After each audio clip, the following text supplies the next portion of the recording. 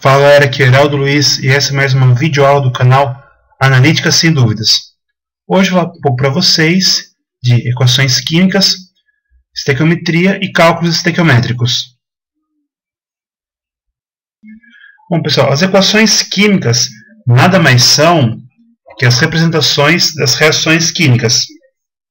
Dá como exemplo aqui a queima do carvão, que é carbono, na presença de oxigênio, formando gás carbônico ou dióxido de carbono, e a queima do hidrogênio, combustível de foguetes, na presença de oxigênio, formando água. É muito importante, gente, quando fala de reações químicas, lembrar da lei da conservação das massas, que também é conhecida como a lei de Lavoisier. Ela diz: numa reação química, a massa se conserva porque não ocorre a criação nem destruição de átomos. Os átomos são conservados, eles apenas se rearranjam.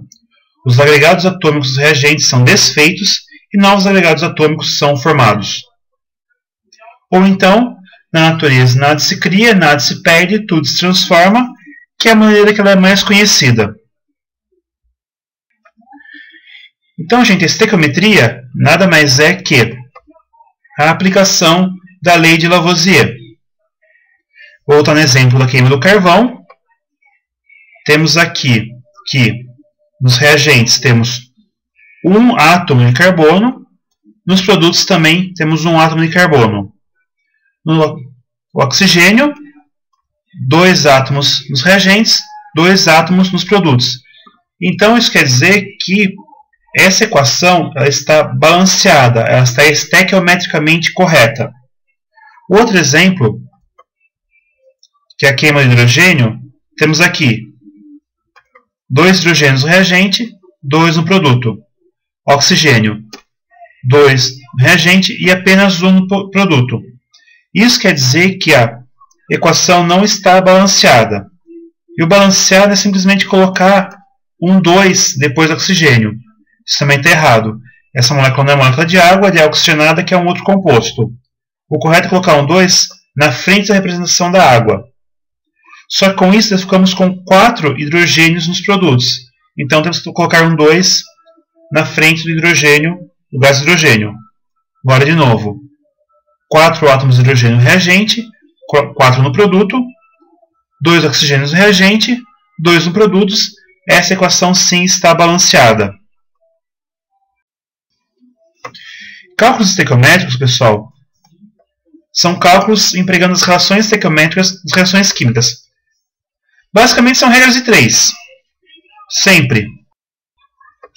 A melhor maneira de entender cálculo estequiométrico é fazer exemplos. Então, o primeiro exemplo: quantos gramas de gás carbônico são formados pela queima de 100 gramas de carvão? Então, temos aqui de novo, 1 mol de carbono reage com 1 mol de gás oxigênio, formando 1 mol de gás carbônico. A massa molar do carbono é 12,01 gramas por mol, do gás carbônico 44,01 gramas por mol. Eu tenho 100 gramas de carbono, quero saber a massa formada de gás carbônico. Então, gente, não é mais que uma regra de 3 simples. A massa vai ser dada por 100 vezes 44,01, que é a massa de carvão e a massa molar do gás carbônico, dividido por 12,01, que é a massa molar do carbono. Essa conta vai dar 366,44 gramas. Isso quer dizer que 100 gramas de carvão gera 366,44 gramas de CO2 na sua queima. O segundo exemplo, gente: quais as massas de hidrogênio e oxigênio necessárias para produzir 500 gramas de água? Voltamos à reação. 2 de hidrogênio reage com 1 de oxigênio, formando 2 de água. A massa molar do hidrogênio é 2,02 gramas por mol. Eu tenho que multiplicá-la por 2, porque tem 2 hidrogênio envolvido, 2 mol de hidrogênio envolvido na reação. O oxigênio, 32 gramas por mol. E a massa molar da água 18,02 gramas por mol, também tenho que multiplicá-la por 2, porque são formados 2 mols de água na reação. Eu vou produzir 500 gramas de água, eu quero saber as massas de hidrogênio e de oxigênio necessárias para essa produção. De novo, são regras de 3. A massa de hidrogênio vai ser 500, que é a quantidade de água desejada ser produzida, vezes 2 vezes 2,02 gramas por mol, que é a massa molar de hidrogênio, dividido por 2 vezes 18,02 gramas por mol, que é a massa molar da água. Eu vou obter um valor de 56,05 gramas, então, que é a massa necessária de hidrogênio para produzir 500 gramas de água. Do oxigênio, da mesma maneira, eu vou chegar num valor de 443,95 gramas de oxigênio, necessários para formar 500 gramas de água. Para saber se as contas estão certas, lembra que tem a lei da conservação de massa, diz que a massa não se perde.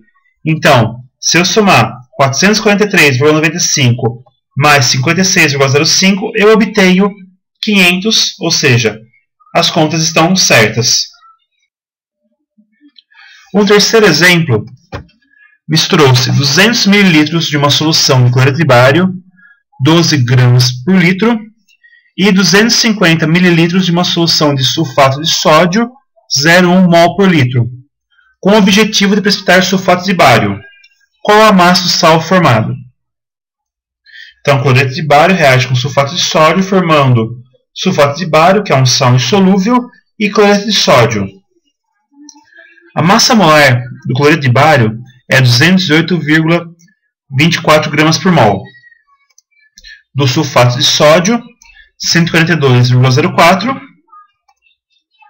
E do sulfato de bário, 233,43 gramas por mol. Meus dados são 200 ml de uma solução 12 gramas por litro e 250 ml de uma solução 0,1 mol por litro. Eu desejo saber a massa do sulfato de bário. A primeira coisa que você tem que fazer, gente, é descobrir quais são as massas envolvidas na reação, a massa da mistura. Então, cloreto de bário, eu sei que 12 gramas estão presentes em 1000 ml, que é 1 litro, e em 200 ml eu vou ter a massa do sulfato de bário que eu adicionei na reação. E essa conta vai me dar 2,4 gramas. Para o sulfato de sódio é a mesma coisa, lembrando que 0,1 mol por litro é igual a 14,204 gramas por litro. Dúvidas, vejam a teleaula de soluções. Então, 14,204 gramas em 1000 mililitros, em 250, eu vou ter a massa do sulfato de bário, que é 3,5 gramas. Então, revendo os dados, 208,24, que é a massa do cloreto de bário, 142,04 gramas por mol, que é a massa molar do sulfato de sódio, e 233,43 gramas por mol, que é a massa molar do sulfato de bário. Eu misturei 2,4 gramas de cloreto de bário e 3,5 gramas de sulfato de sódio. Eu desejo saber qual a massa do sulfato de bário produzida. Antes de fazer a conta, gente, temos que ver se as quantidades estão estequiometricamente equivalentes, ou seja, se a quantidade de sulfato de sódio e cloreto de bário são iguais para formar o sulfato de bário, se elas são equivalentes. Então eu sei que 1 mol de cloreto de bário reage com 1 mol de sulfato de sódio. 208,24 gramas por mol estão equivalentes a 142,04 gramas por mol. Como saber se os reagentes estão certos? Eu vou escolher a massa de um, no caso eu coloquei o sulfato de sódio, 3,5 gramas. Eu quero saber qual a massa necessária de cloreto de bário para reagir com essa massa de sulfato de sódio. Então, novamente, uma regra de 3. Então, a massa de cloreto de bário necessária para reagir com 3,5 gramas de sulfato de sódio vai ser 3,64 gramas. Foi adicionado 2,4 gramas de cloreto de bário. E o necessário para a reação completa seria 3,67 gramas. Isso me diz que o sulfato de sódio está em excesso. Ele tem mais que o necessário para formar a reação. Vai sobrar sulfato de sódio na reação. Então eu não posso usar as quantidades dele para os cálculos. Tem que usar do cloreto de bário. Então, o cloreto de bário, 1 mol de cloreto de bário forma 1 mol de sulfato de bário. 208,24 gramas por mol é equivalente a 233,43 gramas por mol. 2,4 gramas de cloreto de bário vai produzir uma massa de sulfato de bário.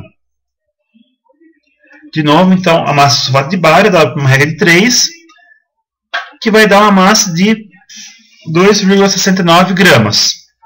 Então, essa é a massa de sulfato de bário formada pela mistura das soluções de cloreto de bário e sulfato de sódio escritas no problema.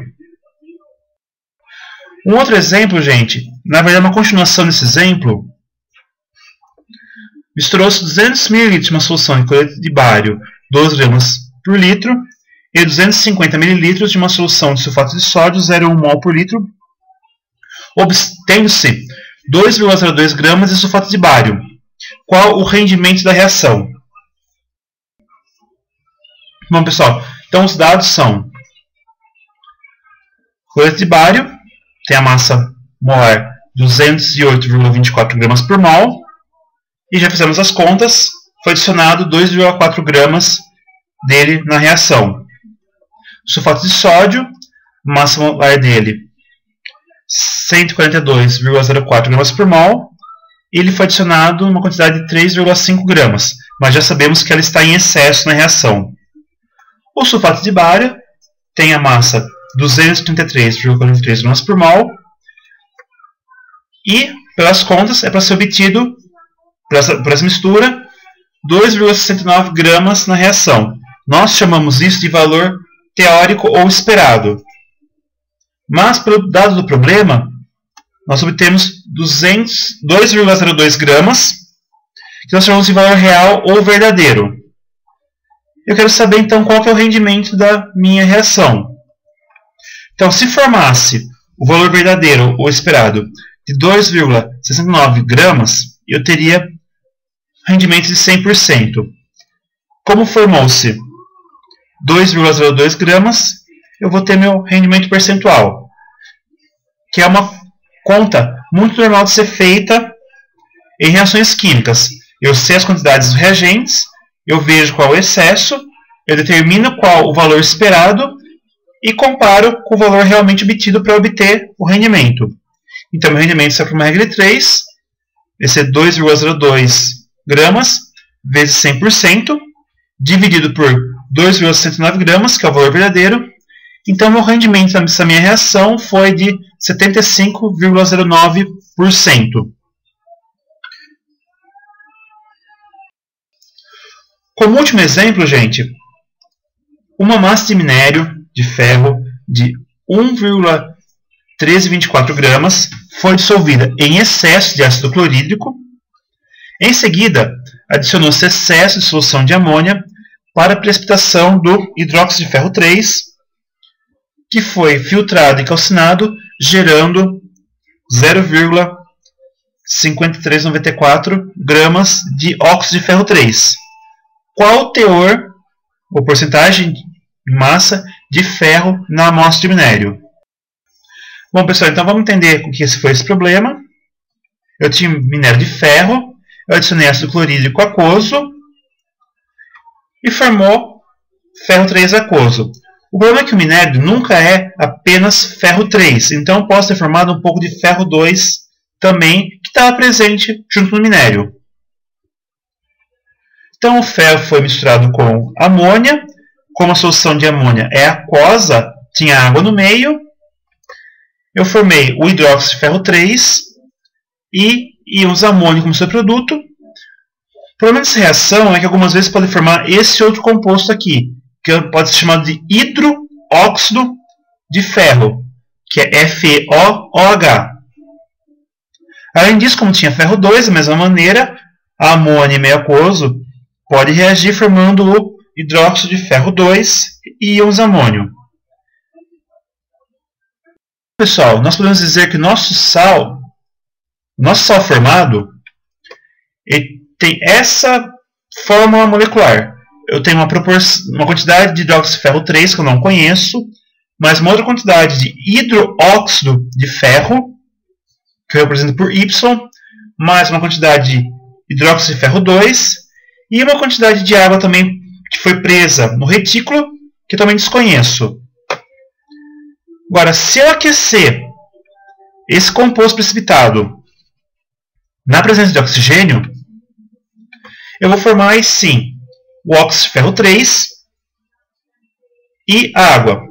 O objetivo disso daí é transformar esse composto de fórmula molecular totalmente estranha e sem uma proporção estequiometricamente conhecida num composto que tem sua estequiometria conhecida. Então é um procedimento muito comum realizado em química analítica. Além disso, tem outro objetivo. Eu filtrei em papel, que é celulose, que a gente pode falar que é um polímero de um hidrocarboneto, né, 6H12O5N, é uma hexose. Quando eu a aqueço em presença de oxigênio, eu formo CO2 e água. Ou seja, eu elimino o papel de filtro nesse aquecimento. Fica apenas a massa de óxido de ferro. Então, não vou ter nenhuma interferência dada pelo papel. Então, pessoal, o óxido de ferro 3 ele tem 2 mols de ferro na sua estrutura. A massa molar dele é 159,69 gramas por mol e do ferro é 55,847 gramas por mol. Novamente, tem que multiplicar por 2, porque 1 mol de óxido de ferro 3 tem 2 mol de ferro. Então, 0,5394 gramas é equivalente à massa de ferro elementar do elemento ferro na minha amostra. Então, gente, uma regra de 3. A massa do elemento ferro na minha amostra vai ser 0,5394 gramas, que é a massa do óxido de ferro gerado após a calcinação, vezes 2 vezes 55,84 gramas por mol, que é a massa molar do ferro, dividido pela massa molar do óxido de ferro 3, que é 159,69 gramas por mol. Essa conta dá 0,3773 gramas. Então, no minério de ferro, eu tinha uma massa de 1,1324 gramas. Isso representa 100%.